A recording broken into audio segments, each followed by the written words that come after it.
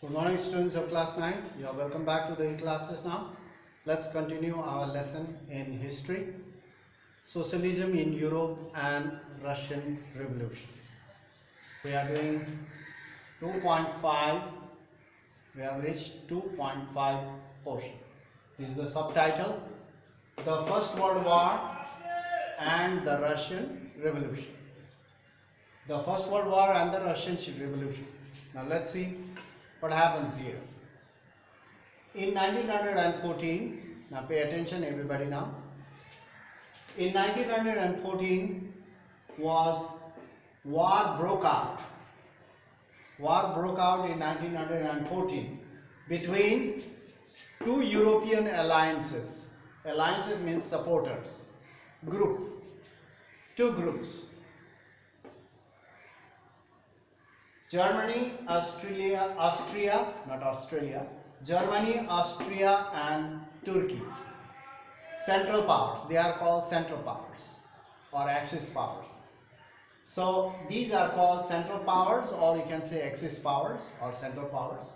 These three countries one side.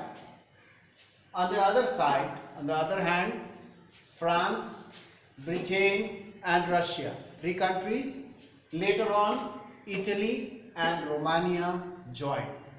So these are called allied forces, these are called central powers or axis powers. So you can see that there are two groups, two European alliances groups. Each country had a global empire. What does this mean? Each country had many colonies outside Europe, and the war was fought outside Europe as well as in Europe. That means the war was fought in Europe as well as outside Europe in the colonies.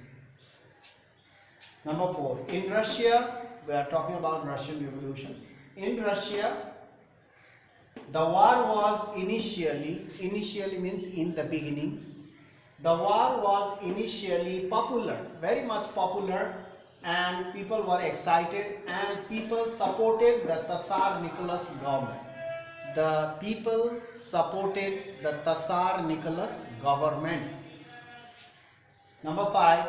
As the war continued, because it was a world war fought among various countries and outside Europe as well, as the war continued through, the Tsar Nicholas II refused to consult the main parties in the Duma.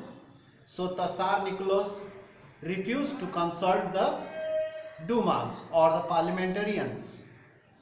So this made the parliamentarians and the people angry, because the king is doing everything on his own. He is not consulting even the people, he is not consulting even the parliament or the Duma, member of the parliament.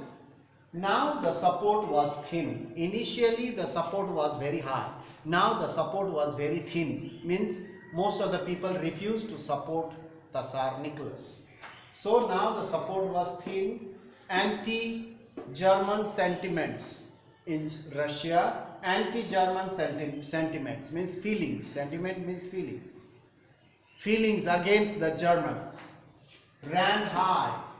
Anti-German sentiments ran high, as can be seen in the renaming. Anti-German sentiments means the feeling against the, anti means against the Germans.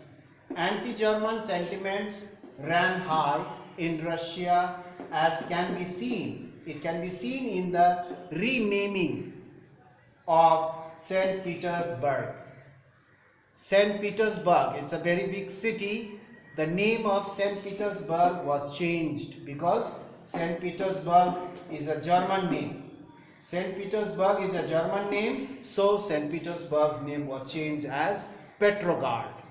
So this is the sign that anti-German sentiments ran high in Russia. Most of the Russian people were against Germans.